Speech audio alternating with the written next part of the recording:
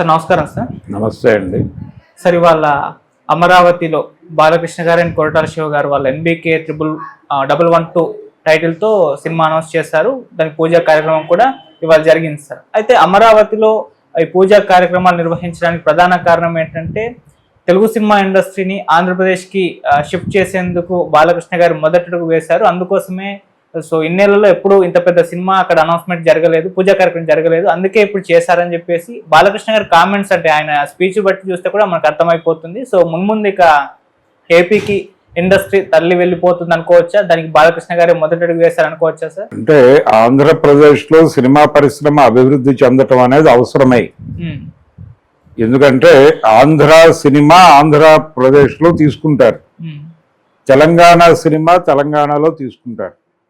తెలంగాణలో Telangana cinema emerge కావటానికి అవకాశం కల్పిస్తూ వీరు అక్కడికి కదిలితే మంచిదే, దాన్ని స్వాగతించాల్సినటువంటి అవసరం ఉంది.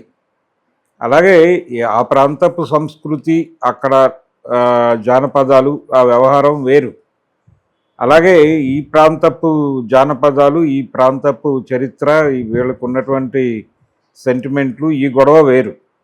వీళ్ళ జీవితాలను వీళ్ళ సినిమాల్లో వీళ్ళు ప్రతిబింబింపజేసుకుంటారు, వాళ్ళ జీవితాలు వాళ్ళ సినిమాల్లో ప్రతిబింబింపజేసుకుంటారు.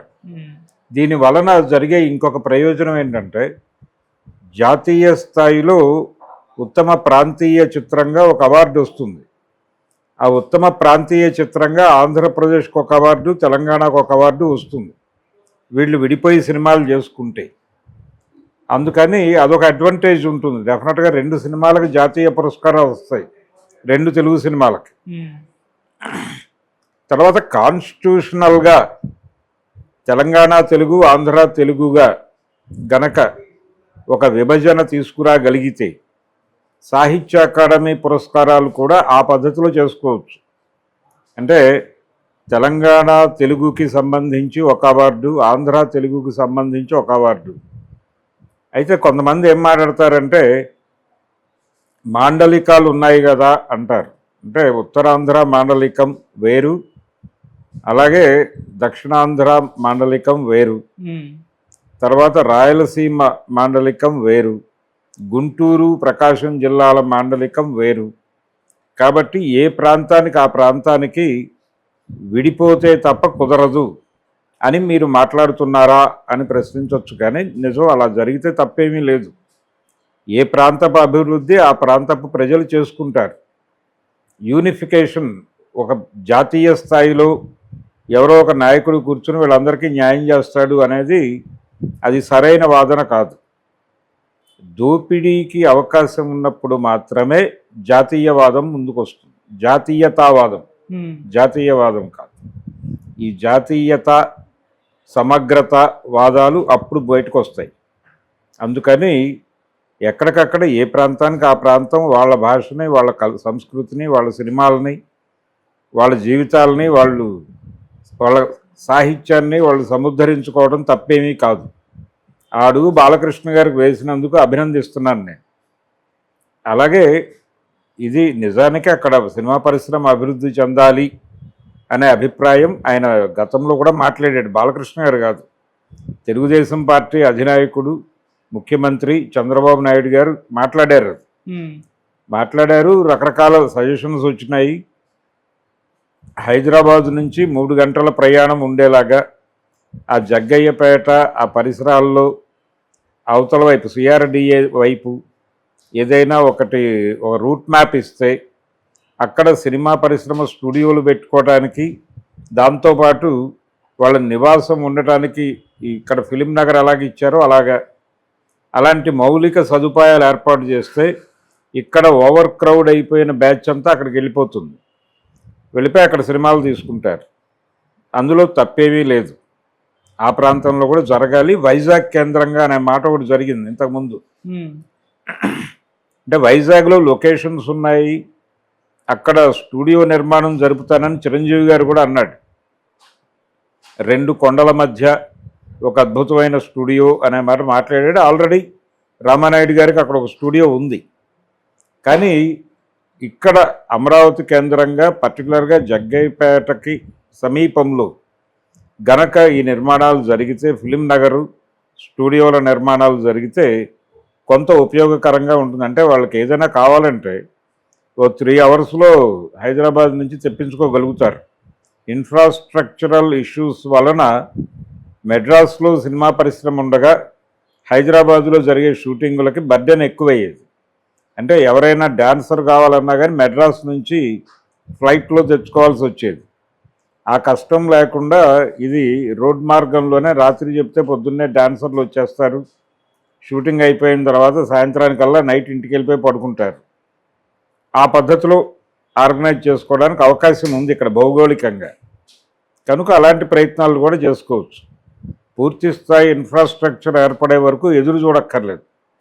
హైదరాబాదులో చిత్ర పరిశ్రమ కోసం ఎందుకు ప్రభాకర్ రెడ్డి గారు తన సొంత భూమిని ఆ చిత్రపురి కాలనీకి ఇచ్చారు అంటే, ఇక్కడ ప్రధానంగా టెక్నీషియన్స్ కొరత ఉంది. ప్రతిదానికి మెడ్రాస్ మీద ఆధారపడాల్సి వస్తుంది. కనుక మీకు ఇళ్ళు నిర్మించిస్తామంటే వస్తారు. ఆ వచ్చిన వాళ్ళని మనం వినియోగించుకోవచ్చు అనే మోటోతో ఆయన తన ల్యాండ్ ఇచ్చి చిత్రపురి కాలనీ ప్రారంభింపజేశాడు. కాబట్టి ఇలాంటి కసరత్తులు అక్కర్లేదు. ఇలాంటి కసరత్తులు లేకుండా అక్కడ మీరు ఫిలిం నగర్ అని పెడితే వచ్చేవాళ్ళు వచ్చేస్తారు. ఎలాగో రాని వాళ్ళు ఇక్కడ అక్కడ చేసుకుంటామన్న వాళ్ళకి కూడా ఒక వెసులుబాటుగా ఉంటుంది ఈ ప్రాంతం అయితే. అలాంటి డిజైన్ గురించిన చర్చలు జరుగుతున్నాయి. ఇక నెమ్మదిగా అక్కడ కూడా ప్రారంభోత్సవాలు, షూటింగులు మొదలవుతుంది. హడావిడి మొదలయ్యే అవకాశం ఉంది. అది ఇంతకు ముందు నిజానికి రాష్ట్రం విడిపోయిన తర్వాత అక్కడ కొన్ని ప్రీ రిలీజ్ ఈవెంట్స్ చేశారు అమరావతిలో. తర్వాత మానేసి హైదరాబాద్ మాత్రమే కేంద్రంగా మార్చారు. అంటే సినిమా పాన్ ఇండియా స్థాయికి వెళ్ళిపోయిన తర్వాత వీళ్ళు ఢిల్లీలో ఒకటి, బాంబేలో ఒకటి, ఇంకెక్కడో ఒకటి ఈ పద్ధతిలో డిజైనింగ్ అయ్యాక అమరావతి వెళ్ళిపోయింది. కానీ లోకల్ మార్కెట్ సినిమాలైనా అమరావతి, హైదరాబాద్ 2 చోట్ల చేయొచ్చు, తప్పేం లేదు, మంచిదే. సినిమా కొంచెం పుష్ అవుతుంది. అలాగే తెలంగాణ కథలతో తీసే సినిమాలు అక్కడ రిలీజ్ చేసుకోవచ్చు. ఆ జీవితాలు ఇక్కడ చూస్తారు, ఇక్కడ చూసేవాళ్ళు ఉంటారు. కాబట్టి తెలుగు మార్కెట్ ఒకటే. కాకపోతే ఆంధ్ర సినిమా పరిశ్రమ అలా వెళ్ళిపోతే తెలంగాణ సినిమా అనేది ఎమర్జ్ కాలేదు. నిజానికి ఇప్పటి వరకు రాష్ట్రం ఏర్పడింది కానీ 13 సంవత్సరాలు అవుతోంది కానీ ఇప్పటి వరకు తెలంగాణ సినిమా అనేది ఎమర్జ్ కాలేదు. ఇప్పుడు అమరావతి శంఖారావం, బాలకృష్ణ గారి శంఖారావంతో పరిశ్రమ తరలి వెడితే, అంటే ఆంధ్ర ప్రాంతపు బ్యాచ్ తరలి వెడితే తెలంగాణ సినిమా ఎమర్జ్ అవటానికి ఒక వెసులుబాటు ఇచ్చిన వాళ్ళు అవుతారు. అది మంచిదిగానే చూస్తున్నాను, ఇది మంచి పరిణామంగానే చూస్తున్నాను. ఓకే సార్, ఇప్పుడు బాలయ్య గారు ఒక అడుగు వేశారు, ఆయన మాట్లాడారు, నా అభిప్రాయాన్ని చెప్పేశారు. ఇక మిగతా హీరోలు, ముఖ్యంగా సీనియర్ హీరోలు చిరంజీవి గారు కావచ్చు, నాగార్జున గారు, వెంకటేష్ గారు, వీళ్ళు కూడా కలిసి వెళ్తారంటారా? దీనిపైన వాళ్ళు కూడా ఓపెన్ అప్ అంటే బాలకృష్ణ గారు అక్కడ రామకృష్ణ స్టూడియోస్ నిర్మాణం జరిపి ఇక్కడ ఎలాగో క్లోజ్ అయిపోయింది. అవును, షిరాబాద్లో క్లోజ్ చేస్తారు, అదేదో చేస్తున్నారు. తర్వాత అక్కడ హార్టికల్చర్ స్టూడియో ఒకటి ఉండేది నాచారంలో, అది కూడా ప్రస్తుతం యాక్టివిటీలో లేదు. కనుక ఉన్నప్పటికీ అక్కడ వీళ్ళు రామకృష్ణ స్టూడియోస్ అనే పేరుతో ఒక స్థలం తీసుకుని, ఎన్టీ రామారావు గారు ప్రభుత్వం దగ్గర స్థలం తీసుకోవాలి స్టూడియో కోసం, ఆయన సొంతగా కొనుక్కుని కట్టుకున్నాడు. ఆ పద్ధతిలో చేసినా మంచిదే. లేదు ప్రభుత్వం వాళ్ళదే కాబట్టి అడిగి ఒక స్థలం తీసుకుని దాని ముందు రామారావు గారి విగ్రహం పెట్టి అక్కడ ఒక స్టూడియో నిర్మాణం చేసి తను ఇక్కడి నుంచి షిఫ్ట్ అయిపోయి, బాలకృష్ణ అక్కడికి షిఫ్ట్ అయిపోయి, నేను ఇక్కడికి షిఫ్ట్ అయ్యాను, మిగిలిన వాళ్ళు కూడా వచ్చేయండి, మన సినిమాలు ఇక్కడే చేసుకుందాం అని పిలుపునిస్తే కొంతమంది కదులుతారు. ఓకే, అయితే 24 క్రాఫ్ట్స్ వాళ్ళతో ఒక సమావేశం జరగాలి. మెడ్రాస్ నుంచి హైదరాబాద్ షిఫ్ట్ అయ్యేటప్పుడు రామారావు గారి గొడవ ఇదే. ఒక హీరో వెళ్ళిపోతే, లేకపోతే ఒక నటుడు వెళ్ళిపోతే అవదు. 24 క్రాఫ్ట్స్ని కూర్చోబెట్టి మాట్లాడాలి. మాట్లాడి మీకేం కావాలి, మీ కోరికలు ఏమిటి రాసివ్వండి అని అడిగి అందరి దగ్గర నుంచి పేపర్స్ తీసుకుని ఒక కమిటీ వేసి, ఆ కమిటీ దీని మీద డిస్కస్ చేసి ఒక ఎన్ని చేయగలము ఎన్ని చేయలేము అనేది ఒక లిస్ట్ తయారు చేసుకుని ప్రభుత్వం నుంచి అప్రూవల్ తీసుకుని దాన్ని వాళ్ళతో డిస్కస్ చేసిన తర్వాతే ఇండస్ట్రీ కదలిక ఉండాలి అని క్లియర్గా ఆయన 5 వారాల పాటు ఆంధ్రపత్రికలో వివరంగా రాశాడు ఓకే. ఎన్టీ రామారావు గారు. ఒకసారి ఆ పాత పేపర్లు తిరగేస్తే అవి దొరుకుతాయి. దాన్ని నమూనాగా పెట్టుకుని హైదరాబాద్ నుంచి ఆంధ్ర పరిశ్రమని ఆంధ్రప్రదేశ్కి తరలించటం అనే ప్రోగ్రాం టేక్ ఓవర్ చేస్తే బాగానే ఉంటుంది. ఓకే సార్, ఎలాగో ఈ సినిమా గురించే ప్రస్తావన కాబట్టి ఒకసారి కొరటాల శివ గారు మరియు బాలయ్య గారు వీళ్ళ కాంబినేషన్ సెట్ అయింది, పూజా కార్యక్రమాలు కూడా అయిపోయాయి. ఎలా ఉండబోతుంది సార్ సినిమా? సినిమా కథ దాదాపుగా తెలుసు మనకి. అంటే ఒక సోషల్ ఈవిల్ మీద ఫైట్ ఉంటుంది సినిమాలో. ఓకే. ఆ సోషల్ ఈవిల్ అనేది ఏమిటనేది ఆయన రివీల్ చేసుకుంటాడు. రెండోది ఆ సోషల్ ఈవిల్ మీద ఫైట్ చేయటానికి రూలర్ అంటే బహుశా చంద్రబాబు నాయుడు గారు పాత్ర లాంటిది బాలకృష్ణ గారు చేయొచ్చు ఆ సినిమాలో. అంటే ముఖ్యమంత్రి రూలర్గా ఉంటాడు బాలకృష్ణ. ఈ రూలరు పబ్లిక్తో కలిసి ఒక ఈవిల్ మీద ఫైట్ చేయటం, అది సినిమా. ఆ పద్ధతిలో నడుస్తుంది. So emotional drama, political drama, ఒక పాలకుడు ప్రజలతో కలిసి ఒక సామాజిక రుగ్మత మీద చేసేటువంటి యుద్ధంలో ఆయనని అడ్డుకోవటానికి కొన్ని ప్రతిపక్షాలు ప్రయత్నం చేస్తాయి. వైఎస్ఆర్సీపీ లాంటిది అనుకోవచ్చు.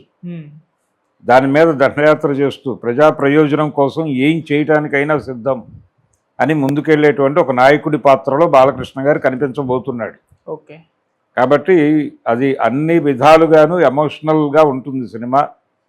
వాళ్ళే చెప్పుకున్నట్టుగా 150 నుంచి 200 కోట్లు ఖర్చు పెట్టబోతున్నాను అని ప్రొడ్యూసర్ గారు చెప్పాడు.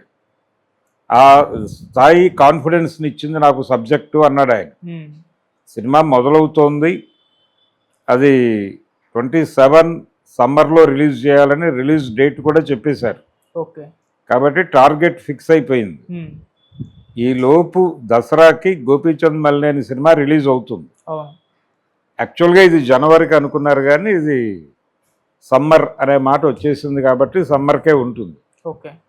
ఆయన అది కంప్లీట్ చేసుకుని దీనిలోకి రావాలి. జూలై నుంచి షెడ్యూల్ పెట్టారు. జూలై షెడ్యూల్ నుంచి ఆయన శరవేగంగా పాల్గొని సినిమాని అవగొట్టేసి ముందుకెళ్ళాలి. అది ప్రోగ్రామ్.